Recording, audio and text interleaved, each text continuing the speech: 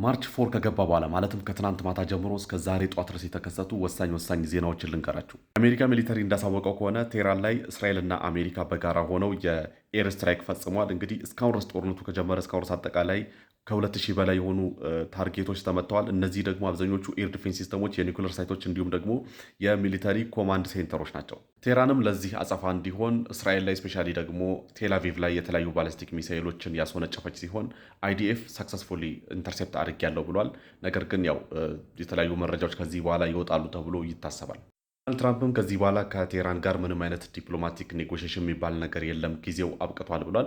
ለዚህም ደግሞ ምክንያቱ ሊደርሺፕዋና እንዲሁም ደግሞ የሚሊተሪ ካፓሲቲዋ ዲስማንትል እየተደረገ ስለሆነ ከዚህ በኋላ ምንም አይነት ኔጎሽሽን አናደርግም ሲሉ ተደምጠዋል። እንዲሁም አይዲኤፍ የሂዝቦላን ቺፍ ሁሴን ሙካሊድን ከገደለ በኋላ በዚህ በደቡባዊ ሊባኖስ ውስጥ በፈር ዞንን እያዘጋጀና በጣም ስትራቴጂክ የሚባሉ ቦታዎችን እያዘ እንደሆነ መረጃዎች እየተናገሩ ነው።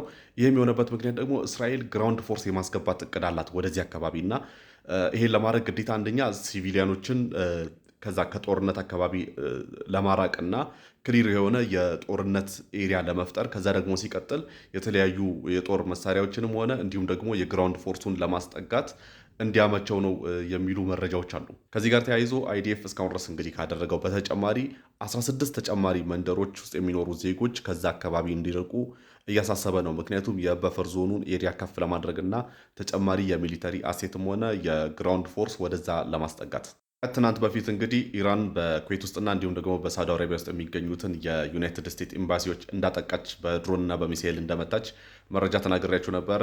በዛሬው ዕለት ዩናይትድ ስቴትስ እነዚህን ኤምባሲዎች 100% ዘግታቸዋለች።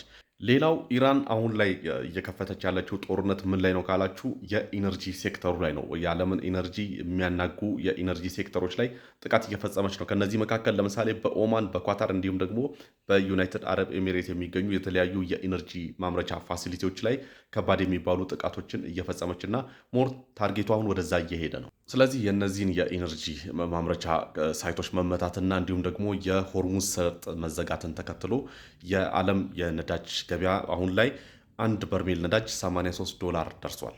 ሌላው እዚህ ጦርነት ላይ እንግዲህ አዲስ እየተቀላቀለች ያለችው ሲሪያ ነች። ሲሪያ የጦር ኃይሏን ወደዚህ ወደ ደቡባዊ ሊባኖስ እያስጠጋች ነው። ይህም እንግዲህ ኦብቪየስሊ የእስራኤል እግረኛ ጦር ሲገባ አሁን አዲስ ፍሮንትም አለው ማለት ነው። ናት በፊት እንግዲህ አሜሪካ እግረኛ ጦሯም ሊገባ እንደሚችል መላምት የተወሰነ ሰጥታ ነበረ። በእኔ እምነት እንግዲህ ምን ይመስልሃል ካላችሁኝ የእግረኛ ጦር የአሜሪካም የእስራኤልም እርግጠኝነት እዚህ ጦርነት ውስጥ ኢንጌጅ ያደርጋል ብዬ አምናለሁ።